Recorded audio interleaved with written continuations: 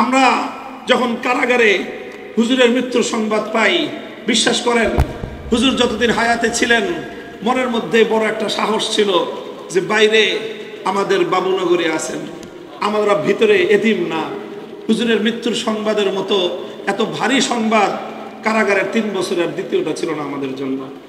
হাটহাজারী মাদ্রাসায় যখন আল্লামা জুনায়েদ বাবুনগরী রহমতুল্লাহ আলাইকে হাটহাজারী মাদ্রাসার প্রথমত নেতৃত্ব থেকে, এরপরে ওনাকে হাটহাজারী মাদ্রাসা থেকে মাইনাস করার যে চক্রান্তের দানা বেঁধেছিল, এটা শুধু হাটহাজারী মাদ্রাসা কেন্দ্রিক চক্রান্ত ছিল না, এটা গোটা বাংলাদেশের আগামী ভবিষ্যতের ইসলামকে কেন্দ্র করে ষড়যন্ত্র ছিল। সেই দুটুকু কওমি সনদের স্বীকৃতি কেন্দ্রিক এটাকে সহি নাহাজের উপর রাখার যেই অবদান, আমি কৃতিত্ব, সবচেয়ে বড় কৃতিত্ব ছিল আল্লামা জুনায়েদ বাবুনগরী রহমতুল্লাহ আলাইহি। তিনি যদি সেদিন সেইভাবে হুঙ্কার না দিতেন তাহলে এই কওমি সনদের স্বীকৃতি দিয়ে আমাদের গোটা কওমি অঙ্গনকে আরো অনেক আগেই গোলামের জাতিতে পরিণত করা হতো। মনে রাখবেন, এই হাটহাজারী মাদ্রাসা 2013 সালে আল্লামা আহমদ শফি আল্লামা জুনায়েদ বাবুনগরীর মাধ্যমে শাপলা চত্বরে শুধু ইমানদারদের ইমানের হেফাজত করে নাই, বাংলাদেশের স্বাধীনতাকে সংরক্ষণ করেছে। 2013 সালে যদি শাপলা চত্বর রচিত না হতো, শাহবাগ আমার বাংলার স্বাধীনতাকে দিল্লির কদমের নিচে বলিদান করত। 2013 সালে শাপলা চত্বরে আল্লামা জুনায়েদ বাবুনগরী রহমতুল্লাহ আলাইহির প্রকৃত ময়দানের ফিল্ড মার্শাল হিসেবে, কায়েদে ময়দান হিসেবে তিনি সেদিন রাতে যেই ভূমিকা পালন করেছেন, যেভাবে শাপলা চত্বরে 13ই মে আল্লামা জুনায়েদ বাবুনগরী রহমতুল্লাহ আলাইহি জালিমের বুলেটের সামনে বুক চিতিয়ে দাঁড়িয়েছিলেন, সেই দিনই বাংলাদেশের ভাগ্য আগামী 100 বছরের জন্য দেশ, মিল্লাত এবং জাতির স্বাধীনতা সুরক্ষিত হয়েছে। কায়েদে মিল্লাতে ইসলামিয়া আল্লামা জুনায়েদ বাবুনগরী রহমতুল্লাহ আলাইহির জীবন ও কর্ম শীর্ষক আজকের এই গুরুত্বপূর্ণ সময়ের প্রয়োজনীয় স্মৃতিচারণমূলক এই আলোচনা সভায় উপস্থিত হযরত আকাবেরিন উলামায়ে কেরাম, দারুল উলুম মুঈনুল ইসলাম হাটহাজারী মাদ্রাসার হযরতে আসাতিজায়ে কেরাম, অন্যান্য দিগার কিবার উলামায়ে কেরাম এবং আমার প্রাণপ্রিয় ছাত্র বন্ধুগণ, সর্বস্তরের এলাকাবাসী, আল্লামা বাবুনগরী রহমতুল্লাহ আলাইহির খুব দীর্ঘ সোহবতের সৌভাগ্য আমার হয়নি, তবে জীবনে অল্প সময়ে আমি হযরত বাবুনগরী রহমতুল্লাহ আলাইহির দ্বারা যতটা প্রভাবিত, আমার জীবনে তার আদর্শের যেই প্রভাব আমি উপলব্ধি করি, সেটা অনেক দীর্ঘ অনেকের সাহচর্য লাভ করেও আমি সেই প্রভাব আমি আমার জীবনে অনুভব করি না।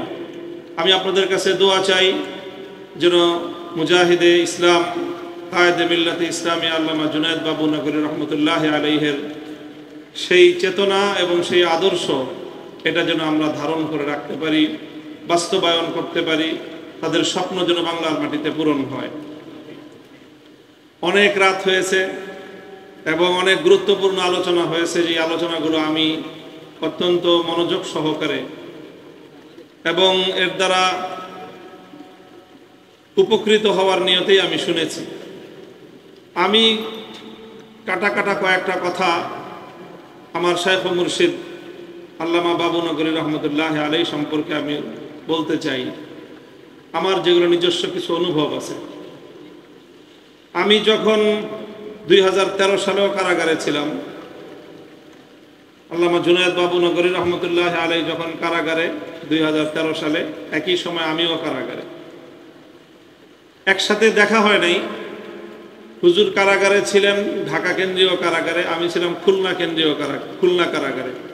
এরপরে খুলনা থেকে আমি যখন চালানে ঢাকায় আসলাম, হুজুর তখন কাশিমপুর কারাগারে নিয়ে গেছে হুজুরকে। তো ঢাকা কেন্দ্রীয় কারাগারে এবং কাশিমপুর কারাগারে হুজুরের একেবারে কাছে থেকে যারা হুজুরকে দেখার সুযোগ পেয়েছে, যে সকল বন্দীরা, তারা আমাকে বাবুনগরী হুজুর রহমতুল্লাহ আলাইহির কারাগারের দুঃখজনক, হৃদয় বিদারক কিছু কথা শুনিয়েছে, যেগুলো শুনলে কারাগারের মধ্যেও আমরা চোখের অশ্রু সংবরণ করতে পারিনি। ঢাকা কেন্দ্রীয় কারাগারে যখন আমি গেলাম, আমাকে একজন বলল যে হুজুর কি এখনো বেঁচে আছেন। অর্থাৎ ঢাকা কেন্দ্রীয় কারাগার থেকে হুজুরকে যখন স্থানান্তরিত করা হয়, তো এতটাই হুজুরের অবস্থা, শারীরিক অবস্থার এতটাই অবনতি হয়েছে, নির্যাতনের শিকার হয়েছেন, যে তাদের শঙ্কা যে হুজুর মনে হয় এই অবস্থায় বেঁচে থাকার কথা। এরপরে কাশিমপুর কারাগারে যে হুজুরকে দেখেছে, পাশের রুমে ছিল, বলেছে যে হুজুরকে যখন রুমে সেলের মধ্যে নিয়ে রাখা হয়েছে, হুজুর অচেতন অবস্থায় হাত পা ছড়ায় শুয়েছিলেন, দীর্ঘ সময় শুয়ে থাকতেন।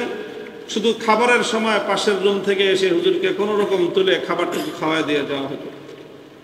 এইরকম অকথ্য নির্যাতনের শিকার হয়েছেন আল্লামা জুনায়েদ বাবুনগরী রহমতুল্লাহ আলাই। নির্যাতনে কঠিন পরিস্থিতির সম্মুখীন হয়েছেন, কিন্তু এই মর্দে খোদা এক মুহূর্তের জন্য বাতিলের সামনে মাথা নত করার চিন্তাও করেন নাই।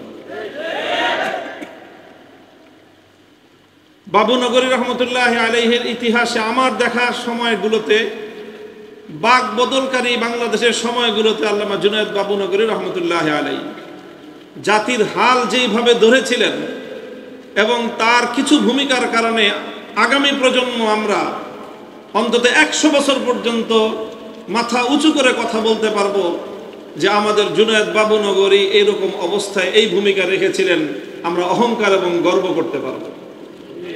তার মধ্যে প্রথম ঘটনা হলো, কওমি মাদ্রাসা সনদের স্বীকৃতি নিয়ে নাটক তো গত সরকার কম করে নাই। কত নাটক, এবং নাটকের যে কত রকম, মানে এটার পর্ব, কত পর্বের যে নাটক ছিল, এটা ওই সময়ের যাদের স্মৃতি থাকার কথা, মনে থাকার কথা, সেই কথাগুলো যে এইভাবে না ওইভাবে তারে দিয়ে দেয়, ওরে দিয়ে দেয়, তারে দিয়ে আবার এখান দিয়ে চাপ সৃষ্টি করা হয়, আপনারা তাড়াতাড়ি নেন, কিন্তু তারে দিয়ে দিলাম, কিন্তু আপনারা নিলেন, না নিলে কিন্তু ওই যে ওনাকে দিয়ে দিলাম, আপনারা নিবেন তা ওখানে দিয়ে দিলাম, এইভাবে প্রলুব্ধ করা হয়েছিল। সেই সময়ে আল্লামা জুনায়েদ বাবুনগরী রহমতুল্লাহ আলাইহি কওমি সনদের স্বীকৃতির বিষয়ে একটা কথা বলেছিলেন, যে যদি এইভাবে আমাদের দাবি যদি রক্ষা না করা হয়, লাশের পর লাশ পড়বে, জীবনের পর জীবন পড়বে, কিন্তু এদেশের আলেম সমাজ জুলুমের সামনে মাথা নত করবে না। আল্লামা জুনায়েদ বাবুনগরীর এক হুঙ্কারে সব সোজা হয়ে গেছে। তারে দিয়ে দিবে স্বীকৃতি, তারে দিয়ে দিবে স্বীকৃতি, কোথাও স্বীকৃতি দিতে পারে নাই। শেষ পর্যন্ত ওলামায়ে কেরামের মূল ধারার কাছে এসেই তাদেরকে মাথা নত করতে তারা বাধ্য হয়েছে। যতটুকু কওমি সনদের স্বীকৃতি কেন্দ্রিক, এটাকে সহি নাহাজের উপর রাখার যেই অবদান, আমি কৃতিত্ব, সবচেয়ে বড় কৃতিত্ব ছিল আল্লামা জুনায়েদ বাবুনগরী রহমতুল্লাহ আলাইহি। তিনি যদি সেদিন সেইভাবে হুঙ্কার না দিতেন, তাহলে এই কওমি সনদের স্বীকৃতি দিয়ে আমাদের গোটা কওমি অঙ্গনকে আরো অনেক আগেই গোলামের জাতিতে পরিণত করা হতো। এরপরে আমাদের ভাগ্য, মন্দ বলেন ভালো বলেন, এবং এর সাথে হাটহাজারী মাদ্রাসার গৌরবের ইতিহাস, আমি হযরত আবু বকর সিদ্দিক রাদিয়াল্লাহু তাআলা আনহুর ইতিহাসের কিছু আপনার গুরুত্বপূর্ণ টার্নিং পয়েন্টের ওনার কিছু অবদান সম্পর্কে আমার বাবাজান শাইখুল হাদিস আল্লামা আজিজুল হক রহমতুল্লাহ আলাইহি সম্পর্কে কাছ থেকে দুই একটা শব্দ শুনতাম, যে রাসূল আকরাম সাল্লাল্লাহু আলাইহি ওয়াসাল্লামের ইন্তেকালের পর আবু বকর সিদ্দিক রাদিয়াল্লাহু তাআলা আনহু মানিঈনে যাকাতের বিরুদ্ধে যেইভাবে কঠোর হস্তে তিনি দমন করেছিলেন, মুসাইলামাতুল কাজ্জাব সহ ভণ্ড নবীদের বিরুদ্ধে তিনি যেইভাবে কঠোর পদক্ষেপ গ্রহণ করেছিলেন, জাইশে উসামা প্রেরণ করার ক্ষেত্রে মদিনার সমস্ত কিবারে সাহাবায়ে কেরাম পর্যন্ত দ্বিমত করেছিলেন, এবং হযরতে ওমর ফারুক রাদিয়াল্লাহু তাআলা আনহু পর্যন্ত এসে আবু বকর সিদ্দিককে বলেছিলেন, মানিঈনে যাকাত এর বিরুদ্ধে এখন কঠোর হওয়ার দরকার নাই, জাইশে উসামা এখন প্রেরণ করার দরকার নাই। ওই সময় আবু বকর সিদ্দিক রাদিয়াল্লাহু তাআলা আনহু হযরত ওমরের জামার কলার ধরে হুঙ্কার ছেড়ে উঠেছিলেন, আজাব্বারুন ফিল জাহিলিয়াতি ওয়া খাওয়ারুন ফিল ইসলাম। ওমর, আল্লাহর পয়গম্বর চলে যাওয়ার এতদিনের মধ্যে, এত অল্প সময়ের মধ্যেই তুমি এই বাতিলের সামনে নমনীয়তা প্রদর্শন করতে চাও? খোদার কসম, অন্য কেউ যদি না যায়, উসামা একা আমির হবে, আবু বকর সিদ্দিক একা তার মামুর হয়ে জিহাদের ওই ঝান্ডা মাটিতে নামবে না যে ঝান্ডা আল্লাহর নবী নিজ হাতে বেঁধেছেন। ইতিহাস বলে যে আবু বকর সিদ্দিক রাদিয়াল্লাহু তাআলা আনহুর এই তিনটি ভূমিকা যদি না হতো ওই সময়ে, ইসলামের ইতিহাস হয়তো অন্যভাবে লেখা হতো। হাটহাজারী মাদ্রাসায় যখন আল্লামা জুনায়েদ বাবুনগরী রহমতুল্লাহি আলাইহিকে হাটহাজারী মাদ্রাসার প্রথমত নেতৃত্ব থেকে, এরপরে ওনাকে হাটহাজারী মাদ্রাসা থেকে মাইনাস করার যে চক্রান্তের দানা বেঁধেছিল, এটা শুধু হাটহাজারী মাদ্রাসা কেন্দ্রিক চক্রান্ত ছিল না, এটা গোটা বাংলাদেশের আগামী ভবিষ্যতের ইসলামকে কেন্দ্র করে ষড়যন্ত্র ছিল। সেই দিন আল্লামা জুনায়েদ বাবুনগরীর প্রতি যেই চাপ প্রয়োগ করা হয়েছিল সরকারের পক্ষ থেকে, যত ধরনের চাপ হতে পারে, কূটনৈতিক চাপ প্রয়োগ করা হয়েছিল, রাজনৈতিক চাপ প্রয়োগ করা হয়েছিল, সমস্ত চাপের মুখে ফেলে আল্লামা জুনায়েদ বাবুনগরীকে তারা তাদের বাগে নেওয়ার চেষ্টা করেছিল, যে কোনোভাবে যদি ওনাকে নিয়ন্ত্রণ করা যায়। অনেক কিছুই নিয়ন্ত্রিত হয়েছিল, অনেক কিছুই তারা ম্যানেজ করে ফেলেছিল, অনেক কৌশল তারা প্রয়োগ করেছিল। আল্লামা জুনায়েদ বাবুনগরী রহমতুল্লাহি আলাইহি তিনি শেষ মুহূর্তে এমন পরিস্থিতির জন্য তিনি প্রস্তুত হয়ে গিয়েছিলেন যে প্রাণের প্রতিষ্ঠান হাটহাজারীকে যদি ছাড়তে হয়, তিনি হাটহাজারী ছাড়বেন, কিন্তু হাটহাজারীর আদর্শ তিনি ছাড়বেন না। তখন আমরা এক মুনাসাবাতে হুজুরের ছেলের অলিমার অনুষ্ঠান উপলক্ষে বাবুনগরে গিয়েছিলাম। আল্লামা জুনায়েদ বাবুনগরীকে সামনে রেখে তখন আমরা বলেছিলাম, এই ধরনের পরিস্থিতি পর্যন্ত তখন সৃষ্টি করা হয়েছিল। আমরা বলতে বাধ্য হয়েছিলাম যে মাকানের দ্বারা মাকিনের প্রভাব হয় না, বরং মাকিনের দ্বারাই মাকানের প্রভাব তৈরি হয়। আল্লামা জুনায়েদ বাবুনগরী গাছের তলায় বসলে সেটাই তখন বাংলাদেশের ইসলামের মার্কাজে পরিণত হতো। আল্লামা জুনায়েদ বাবুনগরীকে হাটহাজারীর সুরার মজলিসকে কেন্দ্র করে বিশাল ষড়যন্ত্রের এক জাল বিস্তার করা হয়েছিল। আগের বছর আল্লামা জুনায়েদ বাবুনগরী সারা দেশের কোথায় কোথায় প্রোগ্রাম করেছেন, প্রত্যেকটা জায়গায় সেই দিন পুলিশ মোতায়েন ছিল। যেদিন হাটহাজারী মাদ্রাসার সুরার বৈঠক, সারা বাংলাদেশে বাবুনগরী রহমতুল্লাহ আলাইহি কোথায় কোথায় এর আগের বছর মাহফিল গিয়েছেন, গ্রামে গঞ্জে পর্যন্ত পুলিশ মোতায়েন। আমাদের রাজধানী মোহাম্মদপুরের বাস স্ট্যান্ডে বিশাল পুলিশের বহর। সবাই আশ্চর্যান্বিত, আজকে কোনো হরতাল নাই, মিছিল নাই, মিটিং নাই, কারো কোনো প্রোগ্রাম নাই, পুলিশ কেন রাজপথে? পরে খোঁজ নিয়ে জানা গেল যে মোহাম্মদপুরের রাজপথে পুলিশ, কারণ হাটহাজারী মাদ্রাসার সুরার বৈঠক। আরে ভাই, হাটহাজারী মাদ্রাসার সুরার বৈঠক, তো ঢাকার রাজপথে পুলিশের এই অবস্থা কেন, মারমুখী অবস্থান কেন, এরকম যুদ্ধ পরিস্থিতি কেন? কারণ তারা সেই দিন সিদ্ধান্ত নিয়েছিল রাষ্ট্র যে হাটহাজারী মাদ্রাসার সুরার বৈঠকের মাধ্যমে এমন ভাবে প্ল্যান সাজানো হয়েছিল যে আল্লামা জুনায়েদ বাবুনগরীকে হাটহাজারীর মসনদ থেকে বিচ্যুত করে দিয়ে আল্লামা আহমদ শফির পরবর্তী নেতৃত্ব হাটহাজারী থেকে কেটে নিয়ে হাটহাজারীকে কিয়াদত শূন্য করা হবে। আলহামদুলিল্লাহ, আল্লাহ পাক আমাদের ওই সমস্ত আকাবিরিনদের কবরগুলোকে জান্নাতের বাগানে পরিণত করুন, যারা সেই দিন সেই সুরার বৈঠকে এমন সিদ্ধান্ত গ্রহণ করেছিলেন যে সিদ্ধান্তের মাধ্যমে আল্লামা জুনায়েদ বাবুনগরী আল্লামা আহমদ শফির পরবর্তী হাটহাজারীর কায়েদ হিসেবে নির্বাচিত হন, এবং সেই দিনই প্রকৃত অর্থে শেখ হাসিনার কবর রচিত হয়েছিল। হাটহাজারী মাদ্রাসার সেই সুরার বৈঠকেই সেদিন আমাদের আগামী দিনের ভবিষ্যৎ নির্ধারিত হয়েছিল, এবং সেই দিনের বৈঠকের সেই সিদ্ধান্তের কারণে 3 বছর আমাদের জেল খাটতে হয়েছে। আলহামদুলিল্লাহ, আমরা জেল খেটেছি, কারা নির্যাতন ভোগ করেছি, আমাদের কোনো দুঃখ নাই। কিন্তু যদি সেই দিন হাটহাজারীর সুরা সিদ্ধান্ত গ্রহণ করতে ভুল করত, আমাদের হয়তো জেল খাটা লাগতো না, কিন্তু জাতির কপালে, জাতির গলায় গোলামির জিঞ্জির পড়ে দিত। সেই সিদ্ধান্ত আল্লামা জুনায়েদ বাবুনগরী রহমতুল্লাহ আলাইহি হাটহাজারীর কিয়াদতের নেতৃত্ব গ্রহণ করার মধ্য দিয়ে হাটহাজারীর ঐতিহ্যকে রক্ষা করেছেন। এবং আমি আমার ভাই, বড় ভাই হারুন এজাহার হাফিজাহুল্লাহর এই কথার সাথে আমি একমত পোষণ করি সম্পূর্ণ সচেতনভাবে। এবং এই কথা আমিও বলি যে আমাদের শক্তি এই মিসকিন সুন্নিদের সাথে, অথবা মিসকিন এই হাটহাজারীর থানার উপরে আমাদের শক্তি প্রয়োগ করার প্রয়োজন নাই। হাটহাজারী মাদ্রাসা ইনশাআল্লাহ এখনই বাংলাদেশের রাজনীতির কোন সিদ্ধান্ত, রাষ্ট্রের কোন সিদ্ধান্ত হাটহাজারীকে মাইনাস করে নেওয়া সম্ভব নয়। আমরা অনেক সময় কিছু বলি না, দেখি যে কতদূর পর্যন্ত যায়। যদি এই ঘটনাকে কেন্দ্র করে আরেক কদম সরকার আগে বাড়তো, তাহলে সরকার টের পাইতো হাটহাজারী কি, এবং হাটহাজারী শুধুমাত্র একা নয়, হাটহাজারী শুধুমাত্র একটি ইদারা নয়, বরং হাটহাজারী গোটা বাংলাদেশের তৌহিদি জনতার প্রাণ কেন্দ্র হারে হারে টের পেয়ে যায়। স্পষ্ট ভাষায় আমরা বলে দিয়ে যাই, মনে রাখবেন এই হাটহাজারী মাদ্রাসা 2013 সালে আল্লামা আহমদ শফী, আল্লামা জুনায়েদ বাবুনগরীর মাধ্যমে শাপলা চত্বরে শুধু ইমানদারদের ইমানের হেফাজত করে নাই, বাংলাদেশের স্বাধীনতাকে সংরক্ষণ করেছে। 2013 সালে যদি শাপলা চত্বর রচিত না হতো, শাহবাগ আমার বাংলার স্বাধীনতাকে দিল্লির কদমের নিচে বলিদান করত।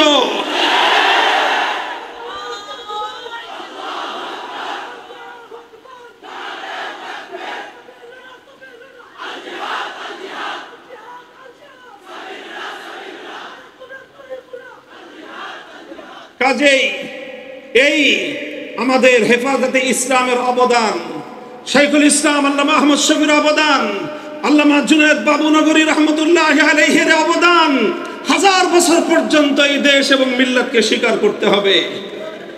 আমি বলি, দুইটা সরকার তখন ছিল, একটা হাসিনা সরকার আর একটা এইডসের সরকার।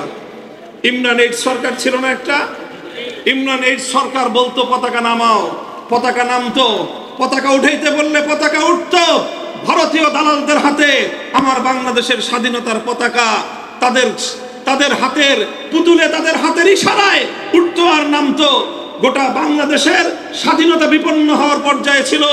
গোটা বাংলাদেশের হিন্দুয়ানি সংস্কৃতি দিয়ে, মঙ্গল প্রদীপ দিয়ে বাংলাদেশের সন্ধ্যাগুলো তৃণমূল পর্যায় পর্যন্ত, পাড়ায় পাড়ায়, মহল্লায় মহল্লায় মঙ্গল প্রদীপ জ্বলে গোটা বাংলাদেশ এক হিন্দুয়ানি কালচারে আগ্রাসনের শিকার হয়েছিল।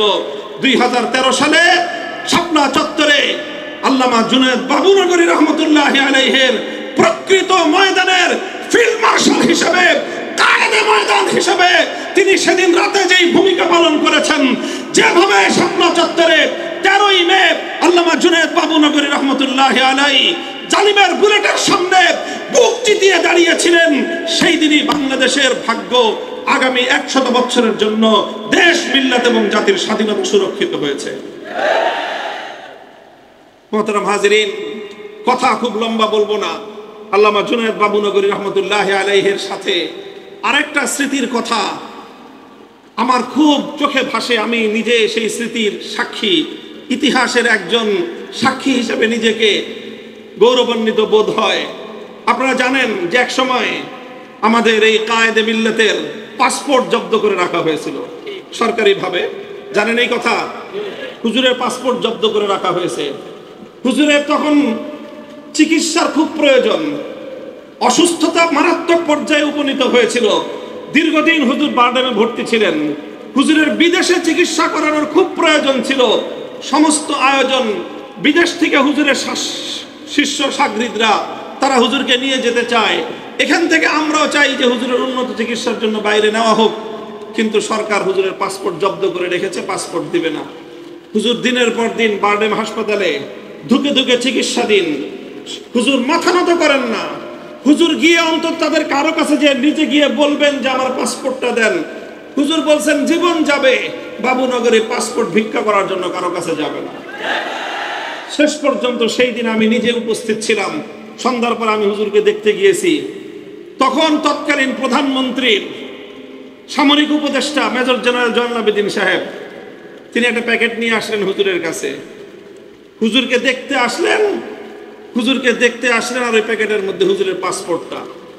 হুজুরের পাসপোর্ট সে নতজানুভাবে বিনয়ের সাথে হুজুরের কাছে পেশ করতেছেন আর বলতেছে যে মাননীয় প্রধানমন্ত্রীর পক্ষ থেকে আমি এসেছি।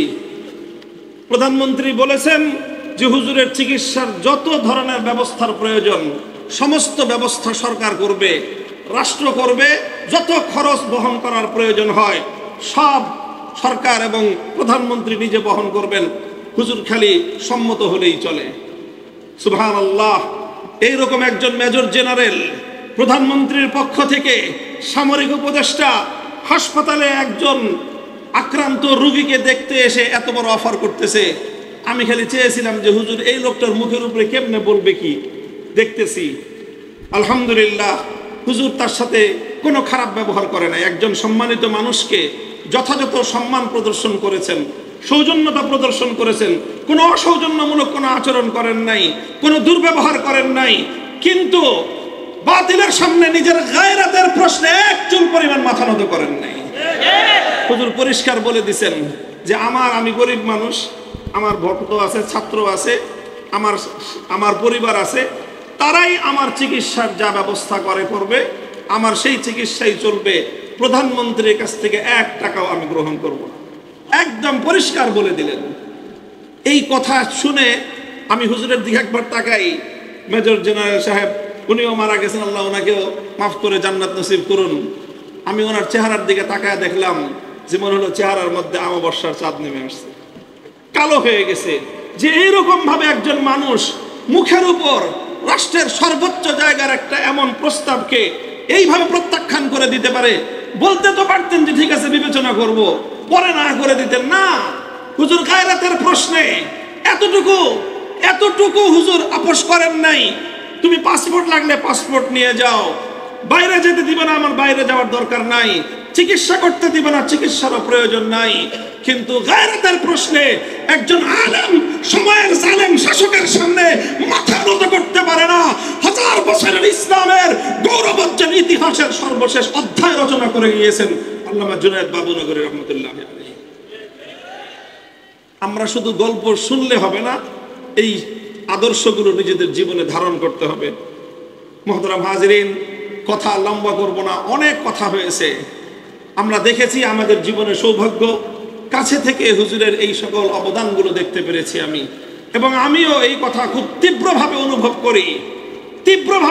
করি যে আমাদের সর্বশেষ যখন হাটহাজারীর সুরার বৈঠকে আল্লামা জুনায়েদ বাবুনগরীকে মাইনাস তারা করতে ব্যর্থ হয়ে আল্লামা জুনায়েদ বাবুনগরীকে তারপরে তারা যেই কাজটা করেছিল, হুজুরকে কোনো রকম আপোষের নানা ধরনের ফর্মুলা তারা আবিষ্কার করেছিল। তারা এরপরে হুজুরকে বলেছিল যে যখন আপনি হেফাজতে ইসলামের কমিটি গঠন হয়, হুজুরকে সারা রাত বলেছিল অন্তত নূর হোসেন কাসেমি সাহেবকে মহাসচিব বানায়েন না, যদি বানান তাহলে কিন্তু বিপদ হবে। আচ্ছা, নূর হোসেন কাসেমি সাহেবকে বানায়েন না, আর ওটারা যদি বানান মামুনুল হকরে কিন্তু যুগ্ম মহাসচিব অন্তত বানায়েন না। এই বিশেষ করে আমাদের 2 জনের ব্যাপারে হুজুর আমাকে ডেকে বলছে যে কি করব বলেন, এই হলো তাদের কথা। আমার হুজুর যা করেন আপনি, আলহামদুলিল্লাহ। এই মর্দে মুজাহিদ সমস্ত চাপ নিজে সহ্য করে নিয়েছেন, গোটা রাষ্ট্রের মোকাবেলায় নিজে একা সিনাটান করে দাঁড়িয়ে গিয়েছেন। আল্লামা নূর হোসেন কাসেমীকেও মহাসচিব বানিয়েছেন, আমাকেও দায়িত্ব দিয়ে ফ্যাসিবাদী শেখ হাসিনার জুলুমতন্ত্রের সামনে বৃদ্ধাঙ্গুলি প্রদর্শন করেছেন। এটাকেই বলা হয় মুকুটহীন সম্রাট। সালার চটে বসে হাতের আঙ্গুলের ইশারায় কিসরা এবং কায়সারের তখতে তাউসকে ধুলোয় মিশিয়ে দেওয়ার যে গৌরবোজ্জ্বল ইতিহাস এভাবেই রচিত হয়েছে আমাদের পূর্বসূরীদের মাধ্যমে। মুহতারাম হাজিরিন, এই জন্যই আমি বলি, যুগে যুগে ইমাম আবু হানিফা রাহমাতুল্লাহি আলাইহিরা একদিকে তারা ইমামে মুজতাহিদ, আরেকদিকে সময়ের অত্যাচারী শাসকের নির্যাতনের শিকার। একদিকে ইমামে মালিক রাহমাতুল্লাহি আলাইহি যুগের ইমামে মুজতাহিদ, আরেকদিকে সময়ের শাসকের দ্বারা অত্যাচারিত। একদিকে ইমাম আহমদ ইবনে হাম্বল ইমামে মুজতাহিদ, আরেকদিকে তিনি সময়ের শাসকের দ্বারা নির্যাতিত। একদিকে ইবনে তাইমিয়া ইমামে মুজতাহিদ, আরেকদিকে তিনি সময়ের শাসকদের দ্বারা নির্যাতিত। শাইখুল হিন্দ মাহমুদ হাসান দেওবন্দি, একদিকে তিনি তিনি সকল উস্তাজুল কুল, আরেকদিকে তিনি সময়ের শাসকের দ্বারা নির্যাতিত, নিপীড়িত। ইমাম হযরতে শাইখুল ইসলাম হুসাইন আহমদ মাদানী রাহমাতুল্লাহি আলাইহি, একদিকে তিনি দারুল উলুম দেওবন্দের শাইখুল হাদিস, আরেকদিকে সময়ের শাসকদের নির্যাতনের শিকার হয়ে কারাগারের অন্ধকার প্রকোষ্ঠে বছরের পর বছর দিনাতিপাত করতেছেন।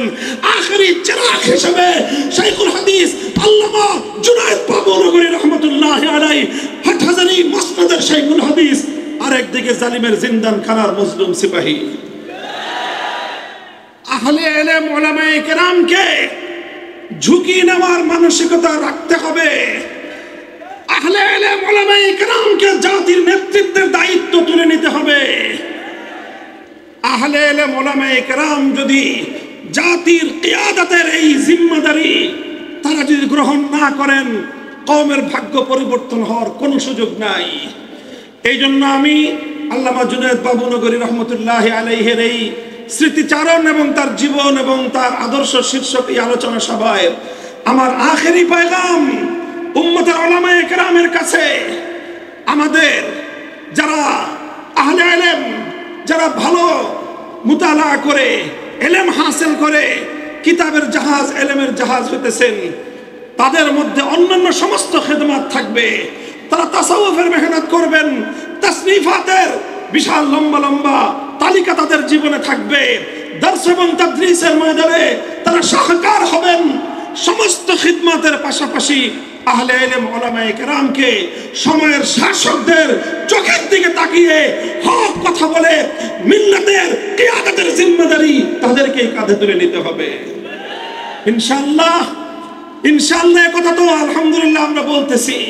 বিগত 100 বছর পর আজ দুনিয়াতে মুসলমানরা সেই জায়গায় আছে যেই জায়গা আমরা বলতে পারি আজ পৃথিবীতে মুসলমানদের একজন আমিরুল মুমিনিন আছে। মুসলমানদের একজন আমিরুল মুমিনিন আছে। 100 বছর পর্যন্ত মুসলমানদের আমির এই পরিচয় দেওয়ার মতো পৃথিবীতে কোনো আমির, কোনো মুসলমান জিম্মাদারি নিতে পারে নাই। এখন মুসলমানরা সেই দিন অতীত রেখে এসেছে। মুসলমানদের একজন আমিরুল মুমিনিন আছে। ইনশাআল্লাহ সারা দেশে সারা দুনিয়ার মুসলিম জনপদগুলোতে মুসলমানরা প্রস্তুতি গ্রহণ করো ইনশাআল্লাহ সুম্মা ইনশাআল্লাহ। আমি এক কথায়ও শতভাগ একমত, উম্মতে মুসলিমার আগামীর ভাগ্য পরিবর্তন হবে মোল্লা মৌলবীদের মাধ্যমে, মোল্লাদের মাধ্যমে ইনশাআল্লাহ। তারা আজ সারা দুনিয়ার সমস্ত সুপার পাওয়ার গুলিকে টেক্কা দিয়ে জাগতিক রাষ্ট্র ব্যবস্থার সর্বোন্নতি সাধন করার মধ্য দিয়ে অর্থনৈতিক উন্নতি, নিরাপত্তার ক্ষেত্রের উন্নতি, সামাজিক ক্ষেত্রের উন্নতি, সমস্ত উন্নতিগুলো প্রদর্শন করার মধ্য দিয়ে সারা দুনিয়ার সামনে আজকে যে আদর্শ রাষ্ট্র গৌরবোজ্জ্বল ভূমিকা পালন করে চলেছে, এই রাষ্ট্র কোনো বিশ্ববিদ্যালয়ের গ্রাজুয়েটরা পরিচালনা করে না। সেই রাষ্ট্র কোন আধুনিক শিক্ষার উন্নত শিক্ষাবিদরা পরিচালনা করে না। 2-4 জন সহযোগিতা থাকতে পারে, সেই রাষ্ট্রটা পরিচালনা করে এই দারুল উলুম দেওবন্দের সন্তানেরাই ইনশাআল্লাহ। এই বাংলাদেশেরও শুধু বাংলাদেশ নয়, এই গোটা খোরাসানকে কেন্দ্র করে গোটা হিন্দুস্তান ইনশাআল্লাহ যত রক্তের প্রয়োজন হয়, যত শাহাদাতের প্রয়োজন হয়, যত সংঘাত এবং লড়াইয়ের প্রয়োজন হয়, এই প্রজন্ম থেকে সে সন্তান ইনশাআল্লাহ জন্ম নিচ্ছে। আল্লাহ পাক রব্বুল আলামিন কবুল করেন। আল্লামা জুনায়েদ বাবুনগরী রহমতুল্লাহি আলাইহির কবরকে আল্লাহ পাক ফুলের বাগান বানান। আমরা যেন ইনশাআল্লাহ আল্লামা জুনায়েদ বাবুনগরী রহমতুল্লাহি আলাইহির যে আদর্শ, এই আদর্শটাকে খুব ভালো করে আমাদের আগামী প্রজন্মের সামনে তুলে ধরতে হবে, আমাদেরকে খুব ভালো করে তুলে ধরতে হবে। এবং এই আলোচনাও আরো বেশি বেশি হওয়া দরকার। এবং হুজুরের স্মারক গ্রন্থ প্রকাশ করার যে উদ্যোগ নেওয়া হয়েছে, আমরা যখন কারাগারে হুজুরের মৃত্যুর সংবাদ পাই, বিশ্বাস করেন হুজুর যতদিন হায়াতে ছিলেন মনের মধ্যে বড় একটা সাহস ছিল যে বাইরে আমাদের বাবুনগরে আছেন, আমরা ভিতরে এতিম না। হুজুরের মৃত্যুর সংবাদের মতো এত ভারী সংবাদ কারাগারের 3 বছরের দ্বিতীয়টা ছিল না আমাদের জন্য। এই আমরা অনুভব করেছি আলহামদুলিল্লাহ। আল্লামা জুনায়েদ বাবুনগরী রহমতুল্লাহি আলাইহির সেই ইলমি জীবন, তার সংগ্রামী জীবন, তার সেই জিহাদি জীবন, তার কৃতিত্বের সেই জীবনটা স্মারক গ্রন্থের মাধ্যমে ইনশাআল্লাহ তুলে ধরা হবে। হয়তো আয়োজন খুব দ্রুতই সামনের দিকে সম্পন্ন হয়ে আপনারা সকলেই এই স্মারক গ্রন্থের প্রকাশনার সাথে এবং স্মারক গ্রন্থের প্রচারের সাথে যথাসাধ্য ভূমিকা রাখবেন তো ইনশাআল্লাহ? আমি রাখবো, আপনারাও রাখবেন ইনশাআল্লাহ। আল্লাহ পাক রব্বুল আলামিন আমাদের এই মরহুম কায়েদকে জান্নাতের আলা মাকাম নসিব করেন এবং তার দেখানো রাস্তায় আমাদেরকে চলার তৌফিক দান করেন। ওয়া আখিরু দাওয়ানা আলহামদুলিল্লাহি রাব্বিল আলামিন। আসসালামু আলাইকুম ওয়া রাহমাতুল্লাহ।